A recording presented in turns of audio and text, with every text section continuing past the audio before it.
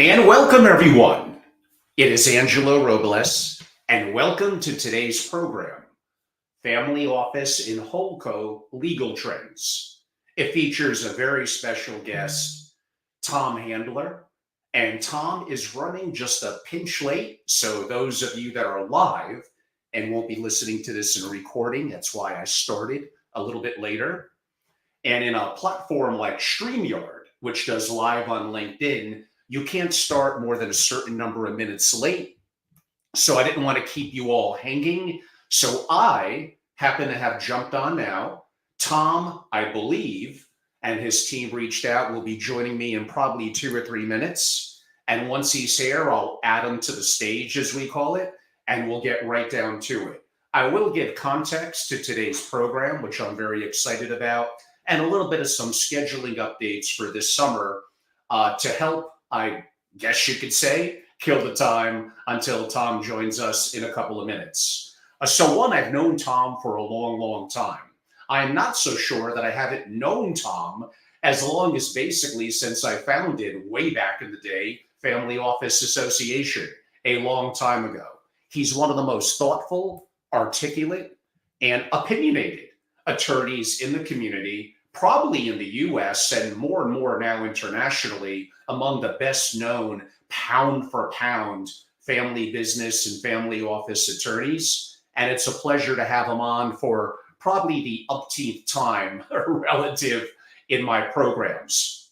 We're only going to have about an hour with Tom today, and many of you know that I do enjoy 2 and 3 hour programs. So we're going to be a little bit more truncated on time with Tom, and certain topics relative to lender versus the IRS and traditional family office structuring we've covered with Tom and with multiple other attorneys in the community over and over again, because it needs to be covered over and over again. And if you were to go to YouTube and either at Family Office or at Family Office TV, you'll see a whole bunch of interviews with Tom that you can look up, as well as back in November and early December of 2023, not that long ago, 2 other very prominent attorneys, one being global in the community. That was a deeper dive into single family office structures. We will go over that today with Tom, but we don't want to keep on beating a dead horse. But there have been questions from families that have smaller family units. They may still be worth 10 billion, 50 billion, but they don't, like lender versus the IRS, have dozens and dozens and dozens of family members. It may be only 2, it may be 3, it may be 5.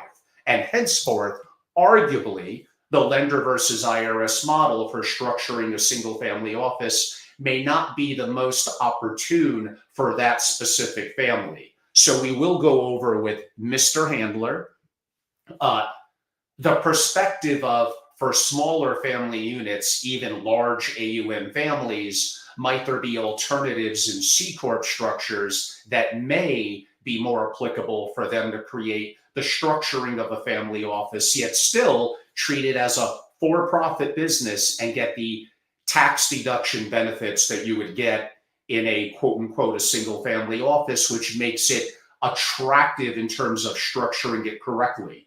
Many of you also know I am very much an advocate of owning and controlling, specifically buying and controlling private companies. So the opportunity of doing that through a HoldCo, a holding company, and go back about 3 months ago and watch my program I did with Ram Alawalia, where we basically broke a little bit apart what Warren Buffett did in a holding company, which is relatively straightforward. There were advantages back in the day and now at his scale to insurance company and bank holdings that would be more difficult to play off now, or would be significantly more capital, but potentially still possible. So we will dive in deep relatively. Again, we have a limited amount of time with Tom when it comes to the perspective of why a holdco versus a more classic, whatever, single LLC per individual company that you purchase. Why not something like a C-Corp, but why a holdco? How do you structure anchor companies inside the HoldCo? How do you add to that in a specific vertical? Are you able to then aggregate from a profit and loss and even a tax perspective? Suppose you have net operating losses. Now, again, we don't want to bog it down into a 2-hour really deep tax discussion. So this is meant to be more of an overview, but it's very, very important for families. We'll also segue into issues around a private trust company, the Corporate Responsibility Act, which many of you don't know about. I did cover that with Tom back in December of 2023, but we'll touch over it.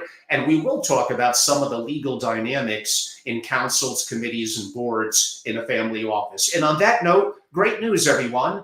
Perfect timing because Mr. Handler has joined us. I'm going to what's called add him to the stage. And here we go. Mr. Handler, how are you? I'm well, thanks. Good morning, Angelo. We had a series of thunderstorms and tornadoes last night in Chicago. So the rivers that were 12 foot below the road level are now at road level. So it was an interesting night. Well, they don't call it the Windy City for nothing, although I'm assuming that's more a perspective from politics, which is well earned in Chicago.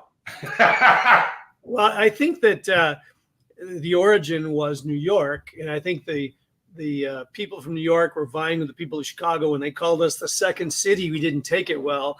And their response was that we were the Windy City, not in terms of wind speed, but talking too much.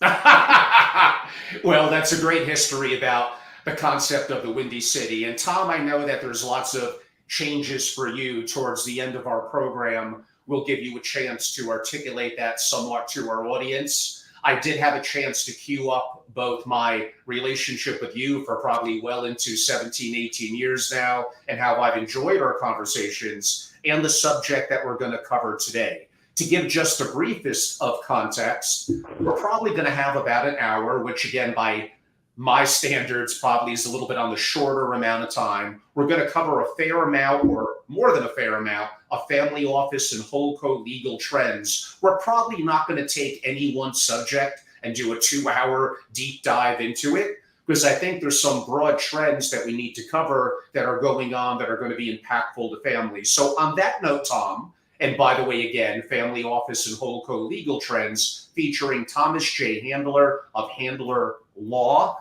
Why don't we start, because I don't think you and I have really covered this before, and I think it's important. I'm a huge advocate of families owning, and maybe specifically buying and controlling private companies. There's various ways to do that, including more traditional, through a classic C-Corp, through an S-Corp, or more likely in today's world through an LLC. But I know that a lot of families of greater wealth create what's called HoldCos, holding companies. Break down a little bit why the legal mechanics around a HoldCo and why for certain families it may be advantageous. Certainly. So this is important intelligence in the wealth industry in general. And it started with family limited partnerships, which are a type of HoldCo that have been around for a very long time. The evolution went from business corporate type HoldCos into conduit HoldCos that constitute partnerships for tax purposes. And those would include LLPs in Canada, family limited partnerships, family limited liability companies, and series limited liability companies. And the series refers to the ability within the entity to have cells that are distinct for liability purposes, so that, for example, passive stocks and bonds could be in one series, an operating business in another, and a rental property in a third. And if something went wrong and a liability arose out of the operating business or the rental property, the plaintiffs are unable to climb over the wall and execute their judgment or go after the assets in the other series. So the series protect that bucket of assets. So in my example, the passive portfolio is never exposed to the operations of the real estate or the private business in this scenario. So those structures originated in other parts of the world, part of South America, Caribbean, elsewhere. and they've been around for some time, and they can be very beneficial. In the states, I'm going to believe roughly 16 states and 2 or 3 territories have passed the series LLC statutes, and a few more are contemplating them, so they haven't been adopted everywhere, but they're very useful when they can be. So the idea is that these holdcos allow you to organize in a bucket all of the assets.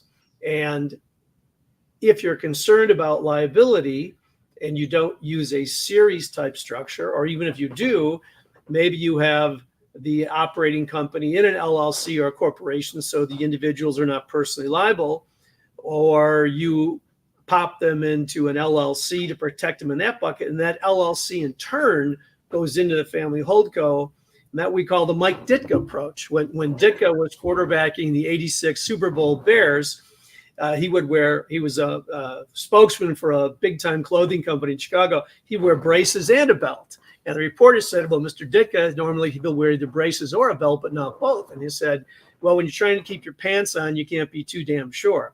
So the point is the same, that we have a fallback position to our basic position. So 2 levels of asset protection using the series. The other benefit is in a family limited partnership, the general partner is personally liable, which forces you to organize in a non-liability entity, such as an LLC or a corporation. In limited liability companies, by contrast, the manager or the managing member are not personally liable. So you have an extra level of benefit. You still may want to be a benefit for various purposes, but that operator is not personally liable, which is a huge advantage in itself. Also, starting with an LLC, you can be taxed as a partnership. You can elect to be taxed as an S-Corp. You can ultimately elect to be taxed as a C-Corp, and you don't have to change the enterprise. So it's a matter of filing elections. Whereas if you start as a C-Corp, you can't go backwards and become a conduit. You have to dissolve that enterprise, reorganize, and do other things to make that happen. So it's a handy vehicle. So aside from the organization, which is significant, the discipline of running a holding company means that people are watching the store better. Hopefully, the in-house counsel or the local counsel or the family themselves. And so it's less likely to incur a problem that will taint, commingle, or transmute the assets and turn them into marital property. So the assets in these buckets that were non-marital property stay non-marital property. And if you don't do something inappropriate, they remain that way. So if the prenup or the postnup don't work, the premarital planning benefit of those holding companies is very significant. And many families will put them in place just to make sure that their businesses or their assets go to their lineal descendants and their grandchildren. So that's a good reason in itself. So that protection, that marital planning protection, is quite significant and often overlooked. In addition, assets in these vehicles, these holdcos, the IRS helped write the laws that relate to valuation and putting premiums on a control interest. Well, the flip side of that is discounts when you have lack of control, and discounts on a large block, and discounts for lack of marketability, and various other discounts. And so those discounts are pretty significant. So the asset held outright, you own $10,000 of some public company. Well, it's $10,000. That same $10,000 in a family holdco with businesses and real estate and hedge funds and private equity and other assets, that $10,000 may only be $6,000 or $6,500. So the discounts are quite substantial. They've ranged, in my experience, from 15% on the low side to 74% on the high side that the IRS audited and granted. Don't expect that. I've never seen anything quite like that. I actually advised the client not to take that discount. I thought it was too high.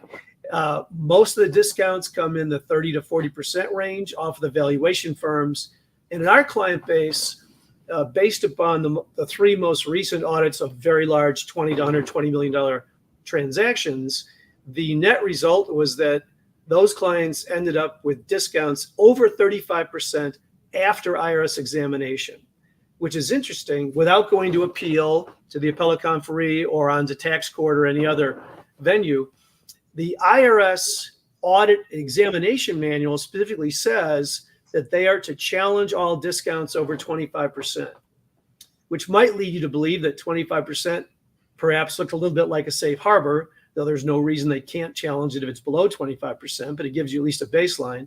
And in our case, they didn't challenge it. And I think they're just being prudent. They're allocating their resources to cases where they have a bigger opportunity of raising revenue and being cost effective. And they're not going to go at the well done cases. So where it's tightly buttoned up, the documents are well done, the evaluations are well executed, the declarations of gifts are appropriate, the trustees acknowledge those gifts, the custodians registered the transfers, gift tax return was filed, valuation was attached. They don't want to fight those cases because they're not going to win many of them. It's not a good place to spend their money. So I think they're being prudent and they're going after the cases where they think they have an opportunity. So the discounting is quite significant. So if I have $20 million of assets and I own them outright, it's $20 million of my estate. Those same $20 million in a HoldCo, even if I own 100% of it, suddenly looks like 12 million, 13 million, who knows what the number is based on the valuation. And that's a big deal because that discount I can also use during my life to sell those assets at that discount or to gift those assets at a discount. So I can use the annual gifts. So maybe I can give 21, 22, 23 grand per child or grandchild and not be limited to the annual exclusion amount.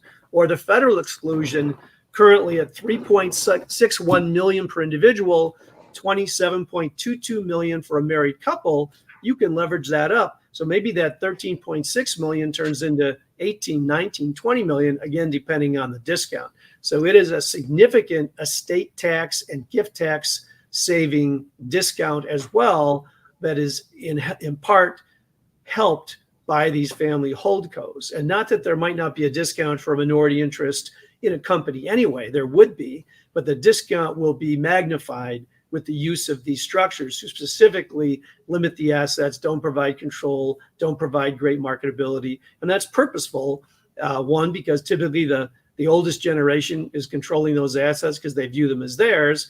And then secondly, we don't want to give the IRS arguments to reduce the discounts to levels that we find unacceptable. And then ultimately, if these holdcos are set up in one of 3 U.S. states or about a dozen international jurisdictions, they bring with them very significant asset protection in that the creditors and plaintiffs are limited in terms of the remedies. So in a state like Illinois, you can use laches, estoppel, the assets can be frozen, you have a constructive trust, you could have a sheriff's sale, you could take over the company, you have rights to books and records. There's pretty much nothing that can't be done under law or chancery when chasing a defendant in a place like Illinois, and that's most states. In these few states, however, and these international jurisdictions, the plaintiffs are very limited in what they're able to do. And what that does, in effect, is provide significant asset protection for the families and keeps outside third parties from interjecting themselves into the family business. They have no access to books and records. They can't come to your meetings. They have no right to take control of the company or to take the equity in those enterprises. So it's a very significant asset protection play for third-party creditors, as well as divorcing spouses, child custody matters, those sort of things. So the privacy and the ability to avoid a lot of legal fees and discovery is really quite significant. So the asset protection element is very sound. So in effect, it's a good business structure because it's organized. It facilitates marital planning because it allows the assets to retain their character. And with people watching, they're far less likely to be tainted, transmuted, or commingled, which are the theories the various states and territories use to turn non-marital property into marital property. The discount provides significant gift and estate tax savings, even if you don't give anything away or sell it. And then ultimately, the liability protection, the asset protection by virtue of these lack of remedies that people have. So these are very, very powerful vehicles that should be almost standard. People have been doing these for a long time. We inherited a client that had 14 or 15 of these in place before we got there. That was probably overkill, probably didn't need quite that many, but the point is that these are very effective vehicles. And in the series situation, you're paying for the operating agreement once. So each series constitutes a separate entity, so it's got a tax return, but you've got one operating agreement, one set of minutes and resolutions. So there is some legal efficiency in the process as well that helps provide that S protection. So I'll stop there for a moment, Angelo. Does that make sense? No, that makes a lot of sense. Of course, I know the audience is wondering, and one of the states better be Wyoming. What are the 3 states that you think offer the most from privacy and asset protection perspective? So it's quite clear, actually. It's not much of a debate. For people that do this, the top states in no particular order are Delaware and Alaska, and Wyoming recently passed the statute in 2023. So it's the newcomer to this regime. So those are the 3 U.S. states. And of course, there's these international jurisdictions have been around for a lot longer, and the U.S. states, in effect, copied the laws from some of these international jurisdictions. I don't mean to get too far off track, but you mentioned Delaware. Delaware has been a stalwart in the community for corporations and for some of the reasons that you're noting for literally for hundreds of years. Recently, there was the issue with Elon Musk and Tesla that shined what some would argue a little bit of a negative light on Delaware as he's considering and working on transferring it from legal purposes to Texas. Is there some concern that Delaware has been weaponized politically and that Alaska, Wyoming, and other states may start to take some of their shine away? I think you're absolutely correct. And the Elon Musk case, in my opinion, was an egregious mistake. Violated contract law. I don't get it. I don't know how the judge justified it. I don't know her, nor do I care to. But they've also done a couple of other things, smaller things, not quite as monumental, that also would militate against using Delaware. So if they don't, I mean, they've had the longest commitment, and their advantage has been the length and consistency of their commitment to efficiency and facilitating business operations. These recent developments are very adverse, and everyone's watching to see what happens. And I have no doubt that other states are going to pick up significant entities because Delaware will certainly lose some. So if they don't fix this or stop this trend, it's going to cost them dearly. And I think they'll determine that these things they're doing are ultimately a mistake and misguided if their goal is to continue to be a leading state for fostering successful businesses. It's problematic, and I think you're exactly right. People will go elsewhere more than they would usually. The other benefit of Delaware is that it has a fairly sophisticated bar and judiciary. They've been around longer, and so they're ahead of Wyoming and Alaska. For LLC purposes, they're ahead of other states for corporate and business law purposes. But of course, over time that changes. As states get populated, the professional services tend to lag behind the population, but sooner or later they catch up. It may take 25 years, but eventually the caliber of professional services will rise to meet the population. And if not, people in those areas will go outside and they'll hire people in New York, Chicago, Silicon Valley, which is the norm in any event. Of course. And a couple of comments coming in from our live audience. One, Robert, thank you. And one from Dan, and I was going to ask this question as well. We may get to them a little bit in private trust companies, which we'll just give a little bit of shine to relatively shortly. But he asked, how about South Dakota? South Dakota's got very good laws for business.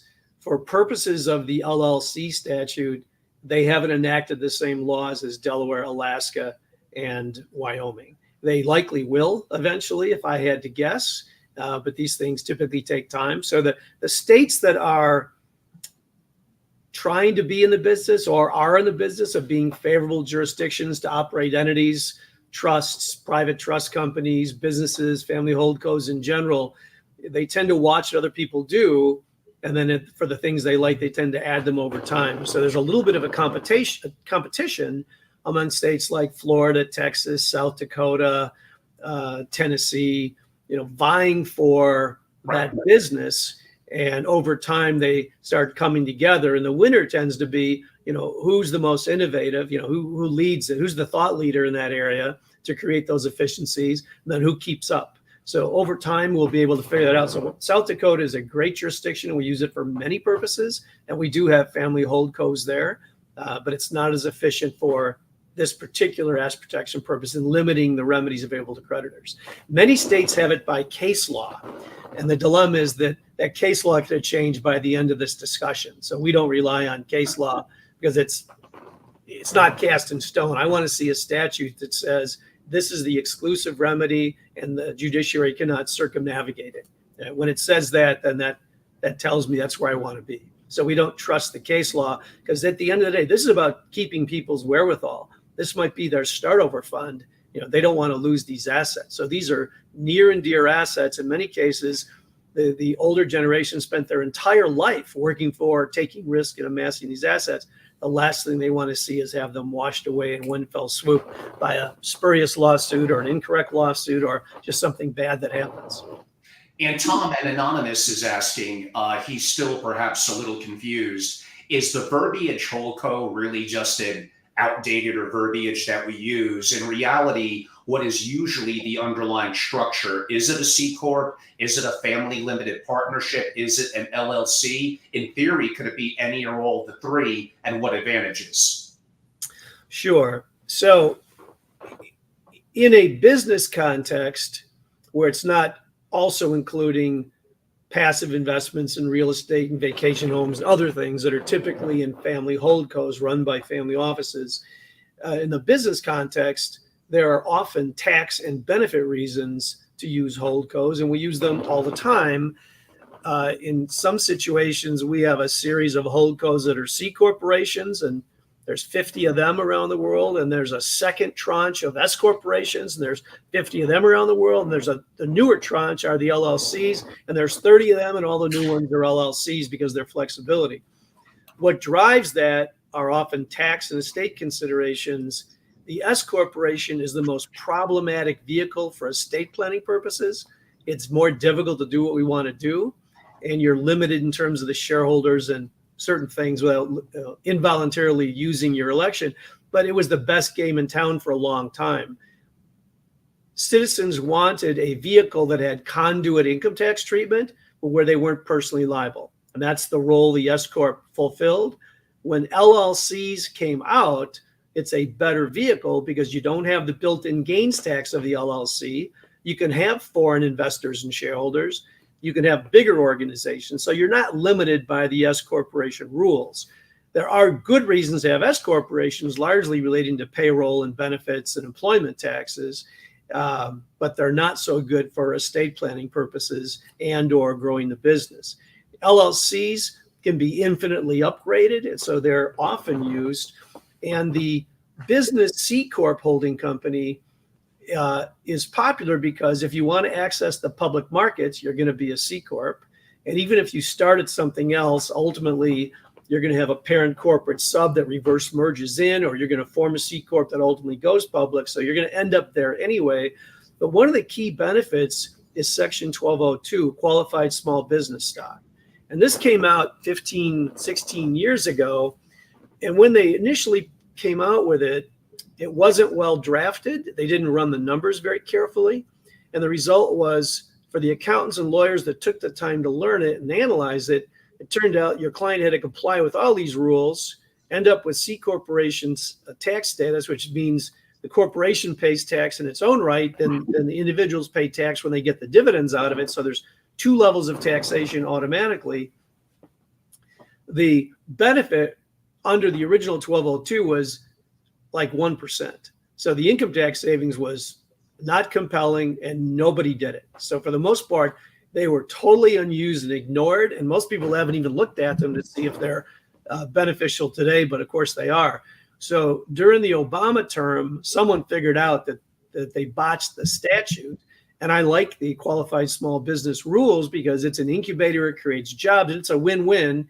There's a big tax benefit up front to get the business started and create jobs and do all the things it takes to start a larger business. And when it works, that business is a C Corp down the road where the taxpayers get paid back and then some. So it's a win-win across the board. It was very well done the second time around. So I'm a big fan of 1202. But in order to have 1202, you have to be a C corporation. So many companies will start as an LLC holding company structure, but try to comply with the rules because their intent is to, down the road, make that C-Corp election to become a 1202 company. So you don't get the 1202 holding period until you make that election to become a C-Corp. It's a 5-year holding period. So if you're an LLC for 3 years because you want to pass through the losses in the early years, you're going to spend a bunch of money and you have no revenue. You want the investors to get the benefit of those losses. When it starts to look like it's turning around, you make the C election. After a 5-year holding period, you have a huge capital gain exclusion, which is extremely beneficial, $50 million avoidance of capital gain. And you could do series 1202s. You have multiple structures. It might even be larger than that. So it's very, very consequential. And even if you don't hold it 5 years before you ultimately sell it or take it public, whatever you're going to do, if you take those proceeds and roll them into another 1202 company, you can meet the holding period in the second company, or for that matter, diversify into 5 1202s. And as long as you meet the 5-year holding period, then those capital gains on those future companies would also avoid the capital gains tax. And given the Biden proposal to raise that capital gains tax to 43.6%, you're well advised to avoid capital gains taxes currently, even at their current rate. But if that rate goes up, which was in his original Green Book and brought up 2 months ago, it's a very, very significant, I would argue, confiscatory tax on top of the income tax. So you paid payroll tax to earn the money and income tax, then you invested it, and now when you sell it, now you're going to pay a capital gains tax. Then when you die, whether you sell it or not, you're going to pay a capital gains tax again in the estate. So that collective pile is misguided, in my opinion, and an extremely confiscatory tax. I hope it goes nowhere. But given that risk, this 1202 opportunity to avoid capital gains is very significant. So the business decision is going to be made on, do you need to access the capital markets? Does the private equity or venture firm force you into that structure for some other reason? Or are you just warehousing tons of money and you want to be able to retain those earnings in the C corporation, pay a low lever tax because you're going to keep reinvesting in the company? That's another reason to do it. So the decision is complicated, and you literally want to run through a decision matrix of what's the most common scenario, what's expected, what's the business plan say, build some fat in that. Maybe it takes a little longer. Then you make your choice of entity decisions based on what's going to work most of the time for most of the investors and achieve the best results. And it's not a simple analysis to get those right.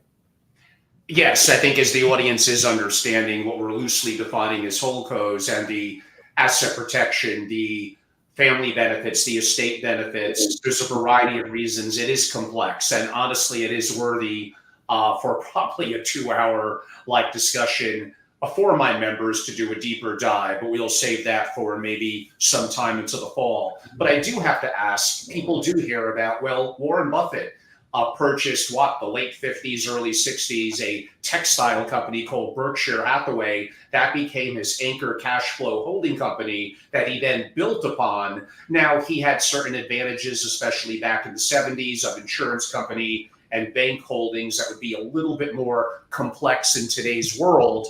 But you could take a holding company and add to it, and it could become giant. If you could talk a little bit on how maybe Berkshire Hathaway, as an example that families could relate to, how a holding company could continue and grow and be, in his example, primarily through the insurance, be tax advantageous.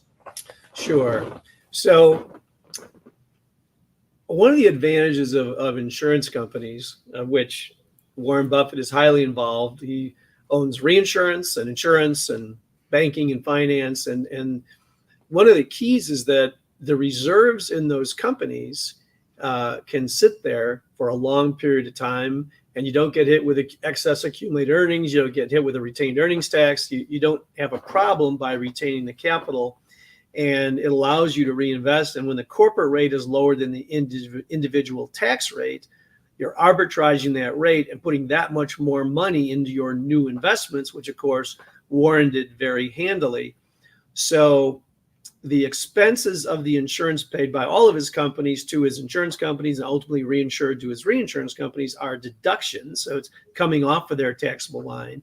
the insurance companies then have deductions as they're paying things out over time. They can carry these fairly significant reserves into the future. They can invest in things, and they often do, which is why you get portfolio earnings, on life insurance, for example. If you have cash value, whole life, or variable universal life type insurance, there's a cash surrender value in there, and that's really an investment portfolio growing income tax free inside of the insurance policy. And similarly, the insurance company's not paying tax on that as well. And the same thing would apply to private placement policies, which look just like that, but tend to have a more sophisticated investment element to it. So those are very good long-term wealth building vehicles.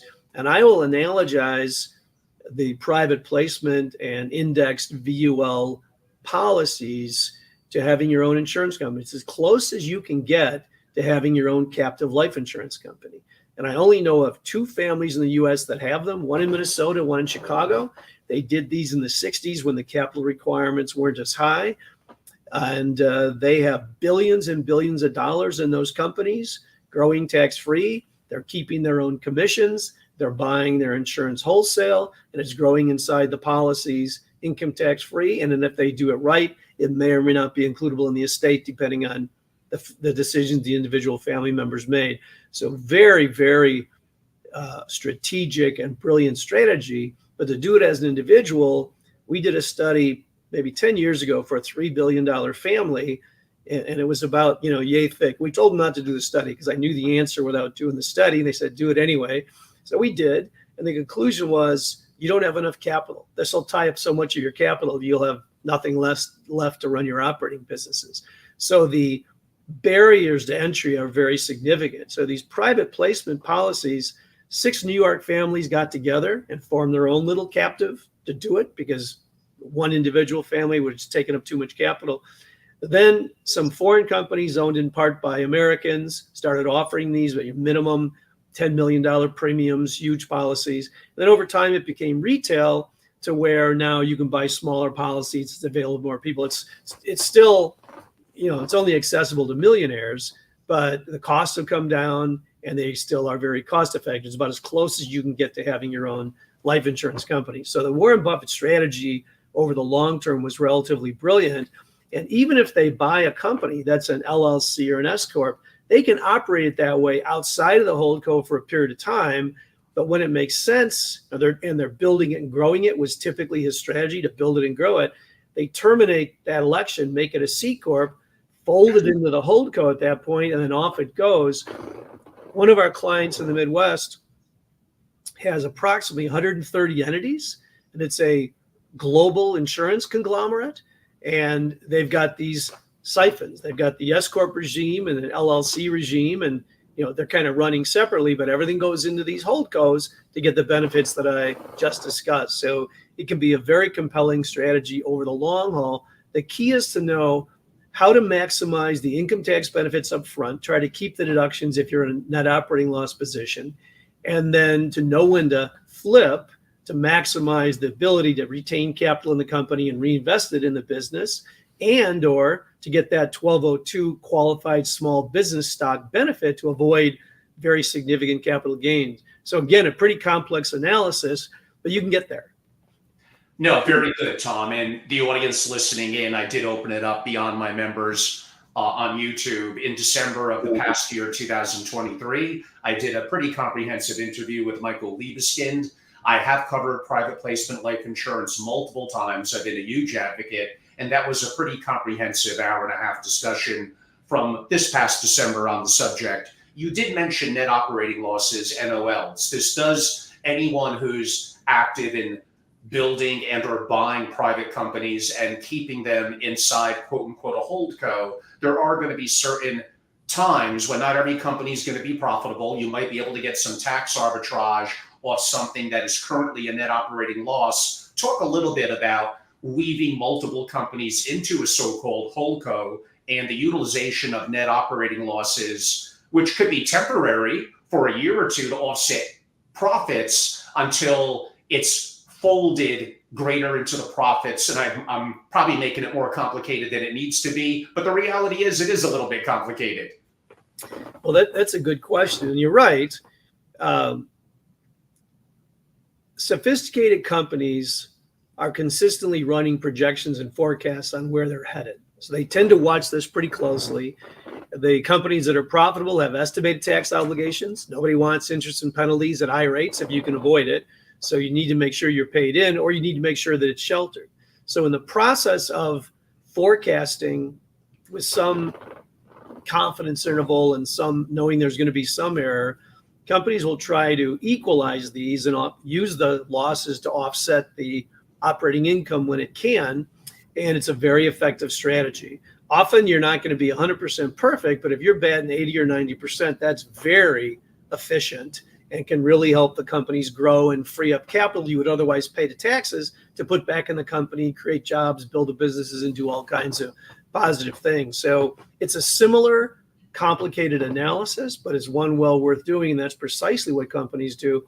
And a wrench got thrown into this mess by the TCJA, and people have learned this the hard way. So when you have a net operating loss from your various business activities, including operating real estate that you participate in, or you have 500 hours in an activity, if at the end of the day you've got this net operating loss, the dilemma is the TCJA defers it for 1 year. So that runs through the end of 2025. So a lot of our clients bought companies anticipating these losses. The net losses, in effect, won't offset income from other sources because they're capped and deferred 1 year under this rule. And most people didn't know that. So a lot of the planning was done unaware that this rule is a trap and can block the utilization for 1 year. So it's been deferring it 1 year forward since the TCJA, and it's caused a lot of problems for our clients that would have otherwise had losses they could use to offset very significant income. So there are all kinds of limitations on losses. You've got at-risk rules, basis limitations, active passive limitations. So this is not an exercise for the faint of heart. You need to go into this and do some pretty sophisticated analysis to get it right. But when you do, it should free up capital for the company, help you operate better, and hopefully you get to build a business like Warren Buffett. Of course. And giving you an example leading into my next question, I create a holding company. I identify what I think is a opportunity in a given vertical, whatever. Let's say it's RV parks. I know enough about it to be dangerous. I want to do it, but I'm not necessarily going to be 24/7 and an expert in it. I look to bring in an operator. We're going to work together on rolling up. Now, in a perfect world, a great salary and bonus and carry is going to cut it most of the time. But you will come across some people, maybe not in the vertical or industry that I noted, where to attract top tier talent, they may need to have a piece of the equity. How could I work within a holding company structure and which one of the entities, LLC, S-Corp, or C-Corp, where I could provide with a level of golden handcuffs, equity participation in a given roll-up strategy or one specific one-off company that I'm doing? Sure. So the overall answer is that you can affect those strategies in any of those entities, but they're easier with the C-Corps, right? That's the reality. And we've done this kind of executive comp benefits planning for public companies and its executives, and it's time well spent because it's efficient money. It either will be, there might be a partial tax benefit or much of it might not be taxable. So it's a smart strategy to go through. And it's typically going to be subject to a vesting schedule, right? That you're not just going to dump the equity up front. There's kind of an earnout or a period where people have to be locked in for a period of time. So that vesting, 3 years, 5 years, 7 years, whatever it is a golden handcuffs. The people aren't likely to exit until they realize the benefit of that work. So that's an effective strategy as well. And on the front end, if they want their interest to be capital gain, there are often strategies where they can exercise and the options or warrants, take the stock, subject to forfeiture potentially, but they have it, and they can make an election that in effect, when they get paid, it's capital gain and not all ordinary income. So to the extent that ordinary income is closer to 40%, which it will be when the TCJA sunsets on December 31, 2025, income tax rates go up, estate tax rates go up, and the estate tax exclusion drops precipitously, likely roughly half of what it is today or less. So in view of that, timing matters on when you do this, but there are pretty solid strategies, and a profits interest is nice. The equity interest might even be better. And so a lot of the operators would prefer to ultimately have equity or have equity plus a profits interest. But when you've got that equity stake, you're in the same base as everybody else. And so that equity could be limited to one of the subsidiaries in the HoldCo, Right. or it could be at the HoldCo level, depending on what they're doing. If it's board service for the whole enterprise, they might have options or stock grants on the HoldCo because they're helping the whole enterprise. If they're working or on the board of the subsidiaries, their equity is typically to be limited to that enterprise or related enterprises in a group, for example. So you can pretty much customize those as you deem appropriate in a manner that you think helps you attract the best talent and provides compensation that helps ensure that they'll be around and loyal and not leave until the vesting occurs. Of course. And you're talking to someone, my audience now, that I'm going through that in what I'm looking to do in Wyoming, in creating a holding company, and verticals that I'm looking at that I could, some of them, handle myself as one-offs. But in looking to do roll-ups in certain industries, I want to bring in a top-level person. I have absolutely found that if they're really top level, you're probably going to have to engage them in more than just bonus and carry as their sweetener. And I think there's going to be greater alignment with equity. But knowing how to do that and structure it right is a little bit of art and science in the industry. Perhaps well, I think that probably wraps up on the HoldCos. Again, we could do a whole 2 or 3 hours, which I would love to do, dedicated to my members on that. And those of you that would like a connection to Tom, of course, you could always, especially members of SFO Continuity, reach out to me, and I'm happy to do that. When we're talking about HoldCos and companies and intertwining trustees and decisions and processes, I can't help but not think of private trust companies. Now, again, Tom, we're going to have maybe 5 minutes to talk about it. To give my audience some context, this summer into early fall, we'll be having on Al King III of South Dakota Trust Company, Laurent Drew, who's based in Wyoming, as we're focused on unregulated private trust companies. So we will have deep dive intellectual capital on private trust companies, but talk a little bit, maybe broadly speaking, on the value of a private trust company from a governance and trustee perspective. So I'll start by saying, so far, everyone you've mentioned, we know and have worked with. So you're picking top operators, and the audience will benefit from hearing from those folks, or have already benefited from what are some of the top people in the business. I'm a fan of private trust companies. They are a very effective strategy used by many family offices. And I think the mistake is often made thinking that the private trust company is an alternative to the family office, and it really isn't. Yes, They work hand in hand. And so the white paper that I worked on with you, Angelo, has a schematic showing a complex family office, and it shows they could have an RIA, a broker dealer, a captive property and casualty company, a subsidiary in another jurisdiction, and a private trust company. So the private trust company is really effective if the family wants to control at a high level its own trust and its own investments. And it's very effective at doing that. And there are some jurisdictions that are exceptional at this, and good administrators that facilitate this process and make it much easier. The key is that the private trust company should work in conjunction with the family office, because the family office can legitimately deduct expenses that are not deductible elsewhere. So trusts have certain expenses they can deduct, private trust company has certain expenses, and the family office has certain expenses.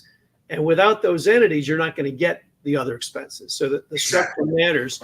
And the private trust company is just a great way to have more control over the trusts. But make no mistake, it's a business, and you have, just like the family office, even if you have a virtual family office, you have to operate like a business.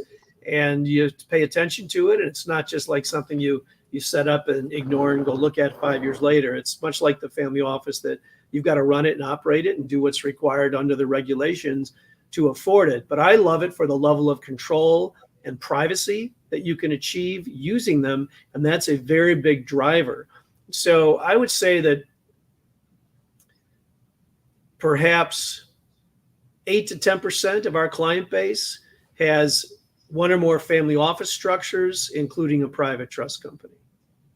Excellent. Then again, we have plenty of content upcoming on it. There have been some older 2 or 3 year old interviews that will be up on @FamilyOffice that will cover that as well. And yes, I'm an extreme advocate of a private trust company, and you should understand the nuances of regulated, unregulated, and advantages and disadvantages. But again, that's upcoming. But if you're going to have a family office, if you're going to have a HoldCo, then I kind of don't understand if you don't also have a private trust company. To me, it makes no sense, but at the end of the day, your call.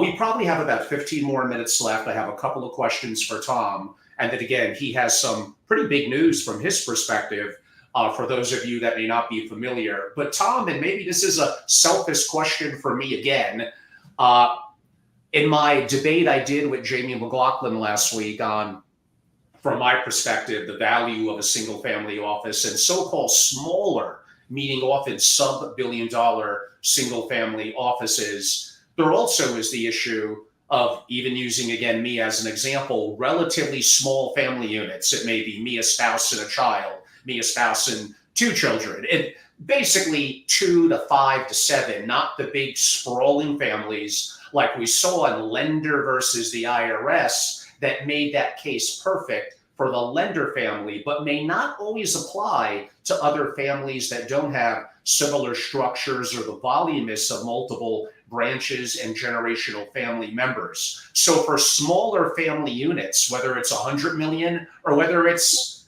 100 billion, the lender versus IRS model, as it was outlined now going back 8 or 9 years ago, may not be perfect for someone like me. Now, again, we could do 2 hours on this one as well. In relatively a short amount of time, what structure should I be using? Is it a C-Corp, still treated as a for-profit business, so I get the tax advantages of a family office? But what are some of the nuances, again, the art and science that goes into the design? Sure. So just a quick comment on lender. And I talked to those folks when the audit was going on, and I didn't think the IRS would take it up because we've had roughly 35 examinations of clients and we've never had any disallowance whatsoever. So I was surprised that they were going at it. The case didn't address a number of key issues, unfortunately. And I think the court made a pretty egregious decision in one aspect that I don't know if they argued it improperly or what, but I think that would get overturned. So I don't think the lender structure is a particularly good structure. It's certainly not elegant. It worked, but I would not have done it that way. Let's put it that way. Yet it provides some good guidance on what you can and can't do. So I'm not suggesting not to follow lender. I'm just saying it's not the end of the analysis by any stretch of the imagination. I'm going to suggest that over 80%, maybe 85% of family offices are set up as C-Corps at this point, and the balance tend to be LLCs or S-Corps. So the decision has been almost universal to use some non-liability entity. Nobody wants to be able to be personally sued for whatever the family office does. So only non-liability entities tend to be the winners. And in foreign countries, they're the equivalents of a C-Corp or a non-liability LLC are being used. The benefit of the C-Corp is that you have some presumptions running your way as well. And those are subtle, but meaningful to the extent that you get challenged. For smaller families or even large families, sometimes they will start the entity off as an LLC taxed as a conduit, because chances are during the setup period, the first year and a half, 2 years, they're going to spend a lot of money. And they might spend more money than they earn because, again, they're dumping the assets into this bucket, they may not mature. The private equity is not going to pay out for 5 years or 7 years or whatever. So they got losses in the early years. They want to use those losses. So they may start off with a conduit entity, LLC or an S-Corp, and then the minute the switch flips and they're having more income, now they'll often turn into a C corporation, and whatever capital they want to retain in that entity is being retained at a far lower rate and not intending to be paid out in the future. So C Corp is almost always where we're headed, but that doesn't mean it can't start out as something else and then evolve into a more sophisticated structure down the road. So the virtual family office in particular, which I've spoken about a lot, can start as an S-Corp, LLC, or C-Corp, but it's designed based on the understanding that costs are escalating faster than revenues in family offices, as a general rule based on the research. And so the squeeze or hunt for top talents become more challenging, and that top talents become more expensive, and there's not enough people out there in the first place. So the result is that outsourcing has been on the increase for 25 years. And the most common things outsourced are legal, accounting, and investment advice. And so people are going out to get the expertise because they can't afford 8 analysts and 2 investment managers and a senior in-house counsel and a senior CIO and so on and so forth. So that outsourcing trend is across the board, including billionaire and multi-billionaire families. We work with a billionaire family out of Iowa, and they're a virtual family office. They have 2 employees, 1 lawyer and 1 CPA, and they really just outsource everything and manage the affairs. So the VFO can extend into larger structures, but typically they tend to be smaller assets under management, and then over time they may flip down the road. So there's no real right or wrong answer to say how you should start, but most advisors have opted on the side of the C corporation, and if not initially, within the first 3 to 5 years. And in C corporation, there's obviously shareholders. Is the shareholder specific individuals? Is it a trust company? How is that structured? The shareholders are often trusts, sometimes in a private trust company, or trusts where they are their living trust, where they're their own trustee.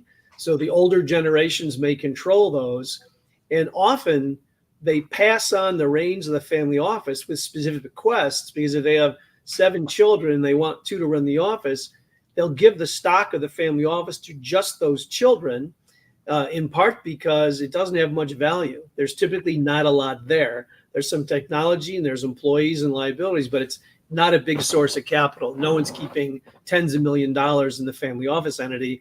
If there's tens of millions of dollars, it's parked down there in the holding companies run by the family office.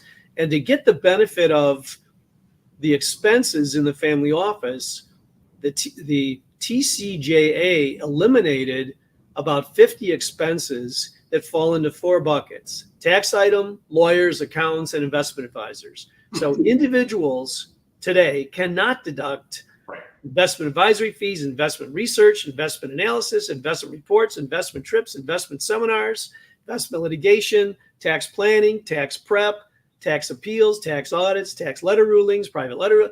None of that stuff's deductible.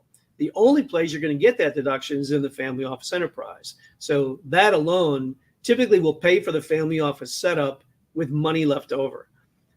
The bigger billionaire families, they're typically recovering 3 times the total legal fee in the first year in first-year income tax savings alone, even though income tax was not a driver of the project. The project was driven by S protection or business planning or estate planning, and income tax was just an afterthought, but it ends up being the icing on the cake. So these structures are very tax efficient and can eliminate a lot of income tax leakage, which frankly, the vast majority of family offices out there, if they weren't set up in the last 5 years, are almost assuredly loaded up with income tax leakage and often estate tax leakage as well. So there's almost unlimited work here. At the high end of the market, there's unlimited tax and estate work. It isn't going to go away anytime soon. And given the sunset of the TCJA, if you haven't used your full exclusion, I highly suggest that you use it. If you're a large family, I would leverage it up as much as you can using the discounts in a holding company and making sales and gifts. But if you don't use that exclusion by December 31, 2025, it's gone. And I wouldn't wait till the fourth quarter, because you aren't going to find a lawyer or a CPA or a valuation firm available, because they're all going to be completely jammed up with people that hired them during the summer. So you want to get at this sooner rather than later to go ahead and affect those gifts. And the IRS has come out informally and said they have no intention of recapturing those exclusions. They're not going to go back and try to get them. So you should be relatively safe. If you use them, it's done. If you don't use them and it drops, the exclusion drops to, let's say, 6.5 million, 7 on January 1, 2026, it's over. You have no access to those previous exclusions. So you want to use them sooner rather than later. So as a result of the income tax rate goes back to 39.6, the estate rate goes up to 45, and the exclusion is going to drop in half or less. We don't know. It depends on interest rates, but it's going to drop precipitously. That's driving tremendous tax and estate planning that will just come to a fever pitch in the fourth quarter of next year. Of course. And perhaps the last topic, again, a little shorter than most of the programs that I do. One, Tom has a busy schedule, and two, I have to get up and figure out a way to get into New York City today. But we did cover for about an hour in December, and I did make it public on Family Office TV, the Corporate Responsibility Act. But for those that didn't see it and may be motivated to go back and watch it, maybe the final 2 minutes before we get to some updates about you, Tom, and my close, a little bit of something to say in short order about the Corporate Responsibility Act. Sure.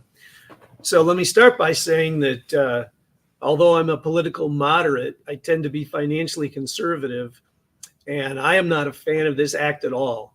I think this is a massive pile of paperwork that will affect 99.5% of the population, with the hope that they catch 0.05 people doing bad stuff.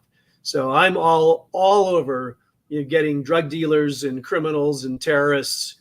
Absolutely great cause. The cost to American businesses and taxpayers as a result of this act is absolutely astronomical, and there's ongoing compliance requirements. So I am not a fan. This is just another chunk of privacy and confidentiality has been eroded, and it's gone back 25, 30 years. The Patriot Act eroded tons of things. FATCA eroded things. Know your customer. It goes on and on and on. And so there have been significant erosions in privacy and confidentiality, and as a result, families have to take great care to protect themselves. But in effect, virtually every entity, including look through to trust in many cases, you have to disclose who the owners are, who formed them, who's involved, and this paperwork is onerous, and it's virtually every entity. And if you set up new entities, they should do it immediately, get the compliance. You have an ongoing compliance obligation. For us, that's 4 to 5 pages added to shareholder agreements and operating agreements, so that all the principals know exactly what their obligations are. So all of your operating agreements, shareholder agreements, partnership agreements should be updated to require compliance with this law. Even though it's been challenged, I don't think it's going to be overturned, though that would make my day. And for existing businesses, you have to have it all filed and registered by the end of this year, and then you have ongoing compliance requirements. So it's a lot of paperwork. Don't ignore it. Clients say, well, that can't possibly apply to us. And I know most assuredly it does apply to you. So don't make the assumption that this is not going to impact you. You're going to have to file these things on virtually everything. You have an LLC that owns a vacation home, guess what? You're registering. So it's a pretty significant, wildly overblown, burdensome piece of legislation. I can only hope that it somehow pays for itself in catching every single bad guy that's out there. I'm just not so sure that's going to be the result. So well intended, but this looks to me like massive government overkill. And we could have spent this money creating 3 agencies to go after terrorists that would have been much more efficient and wouldn't affect us all or give up our privacy. Excellent comments. I'm going to do a little bit of a brief close, and I'm actually going to give the final word because Tom does have some updates to Tom. So first of all, thank you all. It's the summer of 2024. Many of you know I'm incredibly busy. I've never been this busy. I'm really, really excited. I love to give back and do the interviews at Family Office and at Family Office TV. And I hope you find them to be deeper dive, more intellectual than often a lot of the light fare that you're getting from the so-called Family Office community. And as you know from what I did last week with McLaughlin, I do not mind debates. I actually think they're preferred and they're good, and they create opportunities to, if you're wrong, you learn, and you already know what you know. So why don't you know what you don't know and have open and honest discussions? But for those of you that want the most, that want the proprietary content that doesn't make it to the public, the opportunity to be directly connected with experts, the opportunity to meet your peers, incredible people, join. Go to angelorobles.com and join my private membership group. It's called SFO Continuity. We're looking for 30 founding members. We're getting closer and closer, and we have amazing, amazing families as early founding members. So the opportunity to join, and we are extremely active this summer. There is no time off, zero. It is work. There's a lot to be done. There's lots of upheaval in the community. There's lots of challenges. We're in an election year. There is a lot going on. And I guess you could say I have a lot to say, and I have a lot of incredible, incredible guests coming on. So if you found this sort of content, which is a little broader, but wants something even more concise with Tom and with others and direct connections and favorable access and in-person programming, you got to go to angelorobles.com and join SFO Continuity. And that's where you're going to get, quote unquote, the most value. And you're going to be part of a very, very special private and intimate group. And make no bones about it. Again, we are extremely active, including with multiple in-person, probably 12 to 13 in-person events, intimate and very deep and impactful this summer alone, not even through the end of the year. So on that note, and you all know how to subscribe, which you should be, to my at Family Office and at Family Office TV. So that's 2 channels on YouTube. Follow me even more on LinkedIn, where I give away a lot of great content and resources as well. On that note, again, having known Tom for many years and his incredible insight and deep thinking, it's greatly, greatly appreciated. I would love for Tom to, one, maybe have a closing comment broadly about the subject and give my audience a little bit of an update about himself as well. Tom, I'll give it to you. Thank you, Angelo. So first, thank you so much for having me. I appreciate the perplexing and challenging questions. I've never been bored in our conversations, and that's a good thing. And Jamie McLaughlin's a good friend. And, you know, when I find someone like Jamie that disagrees with me, he just knows that I think I'm always right and he's not. So you have to start the conversation by being really clear. When you're disagreeing with me, like exactly, you must be wrong. So since whoever controls the microphone wins, since he went before me, I just won, Jamie. But I think that the idea of putting in significant resources into planning is extremely cost effective. And there was a book written in 1979 when I was an accounting student, and it was an IRS district director. Everything about the IRS you wanted to know, but were afraid to ask. And in there's a full chapter on picking your tax advisor, and he ranked them from like 1 to 14. And one of the comments said, and I thought this was nonsense at the time, but he said, when you move to a new town, find the most expensive tax attorney in town and give him a blank check. Because if he's even half good, this guy will create a multiple of whatever you pay him in tax savings. And I thought that just can't make any sense. And the reality is, if you're competent, that's the case. So over an 8 to 10 year period, the more time you spend with a good tax attorney, the better off you're going to be. If I pass away tomorrow, go call somebody, because it's very cost effective. And, you know, it's not what you make, it's what you keep. And you don't need to go near the fringe. You don't need to cross over the line, but a good advisor knows where that line is. So finally, I've been doing this for a long time. I started in public accounting and been a tax lawyer my whole life. I consider myself an advanced planner, so I do as much estate planning as I do tax planning, and tying them together, which has worked well for our client base. So client base is primarily family offices, family businesses, and family foundations. That's about 85% of what we do. And the rest are wealthy individuals, celebrities, professional athletes, actors, actresses, whoever. And we just launched Handler Law. So I have some former partners returning. I have some former associates returning. I have some new partners joining me. So we're kicking things up a notch. We're not adding any new areas, but we'll pick up both Denver and Indiana offices in the process. So we're very excited and working very hard to affect that as we speak. And we haven't even announced it. That just happened. Wow. Well, no, I'm excited you have a chance to mention that on my program. And for those, Tom, whether live or watching or listening in a recording, given that I'm assuming you may have a new email address, how can they connect and reach out to you? Thank you. So my email address is thandler@handler.law. And the new website is handler.law as well, which just went up.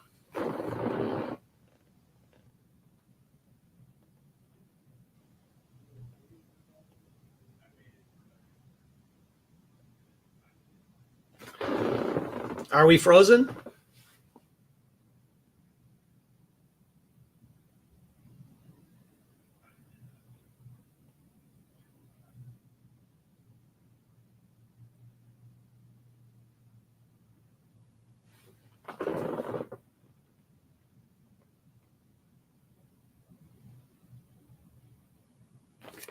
I think we just hit our time.